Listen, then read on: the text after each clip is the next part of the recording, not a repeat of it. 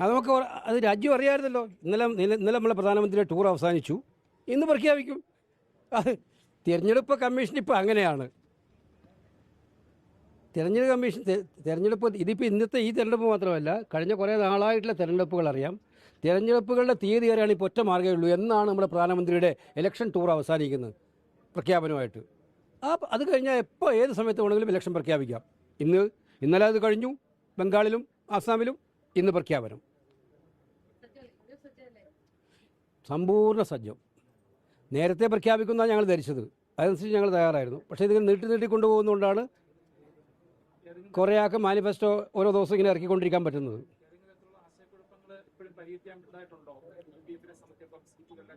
അല്ല, കൃത്യമായിട്ട് പ്ലാനിങ്ങോടുകൂടി പരിപാടിയോടുകൂടി കൃത്യമായ കാഴ്ചപ്പാട് കൂടിയിട്ടാണ് UDF മുന്നോട്ട് പോകുന്നത്. അത് തിരഞ്ഞെടുപ്പ് ഏത് ദിവസം പ്രഖ്യാപിച്ചാലും ഞങ്ങൾ സജ്ജമാണ്. സ്ഥാനാർത്ഥി പട്ടികകൾ അന്തിമഘട്ടത്തിലാണ്. നമ്മുടെ സ്ഥാനാർത്ഥി പട്ടികകളുടെ ചർച്ചകളെല്ലാം തന്നെ പല ഘട്ടങ്ങളിലായി പല തട്ടുകളിലായിട്ട് നടന്നുകൊണ്ടിരിക്കുകയാണ്. അപ്പോൾ അതുകൊണ്ട് അതൊക്കെ ഇലക്ഷൻ പ്രഖ്യാപിച്ചു കഴിഞ്ഞാൽ ദിവസങ്ങൾക്കകം തീരുമാനിക്കും കഴിയും.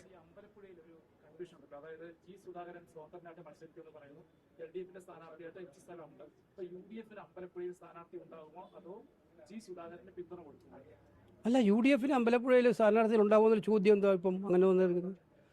അപ്പോൾ അത് സ്വാഭാവികമായിട്ടും ഇത്തരം കാര്യങ്ങളിൽ പാർട്ടി തീരുമാനമെടുക്കുന്നത് പാർട്ടിയുടെ അന്തിമമായിട്ടുള്ള കേന്ദ്ര തിരഞ്ഞെടുപ്പ് സമിതിയാണ്. അതിൻ്റെ മുമ്പ് ഇപ്പം ഞങ്ങളുടെ മുമ്പിൽ അമ്പലപ്പുഴയിൽ സ്ഥാനാർത്ഥിയുണ്ട്. ഇപ്പം ഞങ്ങളുടെ മുമ്പിലുണ്ട്.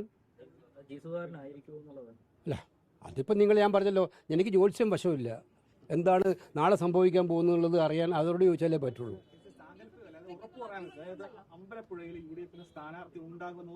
അല്ല, ഇപ്പോഴത്തെ അവസ്ഥയിൽ അമ്പലപ്പുഴയിൽ UDF സ്ഥാനാർത്ഥിയുണ്ട്. അല്ല, ഇപ്പോഴത്തെ അവസ്ഥയിൽ അമ്പലപ്പുഴയിൽ UDF അമ്പലപ്പുഴ ഞങ്ങൾക്ക് ഏറ്റവും താല്പര്യമുള്ള, ഏറ്റവും പ്രാധാന്യമുള്ള, ആദ്യം വിജയിക്കുന്ന മണ്ഡലങ്ങളിൽ ഒന്നാണ്.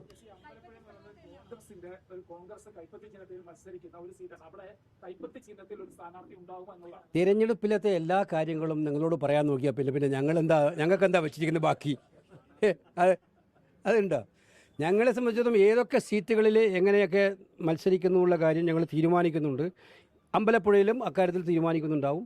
ഒരു സംശയവും വേണ്ട.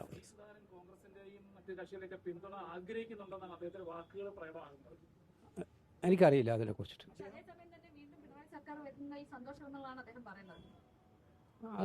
അതിപ്പോൾ അദ്ദേഹത്തോടല്ലേ ചോദിക്കണം, അങ്ങനെയാണോ അദ്ദേഹത്തിൻ്റെ അഭിപ്രായം എന്ന്. ഞങ്ങളല്ല, കേരള ജനത ഒട്ടും ആഗ്രഹിക്കാത്തൊരു കാര്യമാണ് പിണറായി സർക്കാർ മൂന്നാമതൊരിക്കൽ കൂടി വരിക എന്ന് പറയുന്നത്. അത് കേൾക്കുമ്പം കേരള ജനതക്ക് ആകെ തീരുമാനം ഒറ്റക്കെട്ടായിട്ട് അവർക്ക് എടുക്കാൻ പറ്റുന്നത് അക്കാര്യത്തിലാണ്. ഒരു മൂന്നാം തവണ കൂടി പിണറായി എന്നുള്ള കാര്യം ആലോചിക്കാൻ പോലും പറ്റുന്നില്ല. അത് കേരള ജനത പറഞ്ഞാൽ ഇൻക്ലൂഡിങ് യഥാർത്ഥ കമ്മ്യൂണിസ്റ്റുകാർക്ക് പോലും. മനസ്സിലായില്ലേ? ലോകത്തെവിടെയായാലും ഏത് സമയത്തും 24 വാർത്തകളും ഓഗ്മെന്റഡ് റിയാലിറ്റി പാക്കേജുകളും എക്സ്പ്ലെയിനറുകളും വിശദമായി കാണാൻ ഞങ്ങളുടെ YouTube ചാനൽ നിങ്ങൾക്ക് സബ്സ്ക്രൈബ് ചെയ്യാം.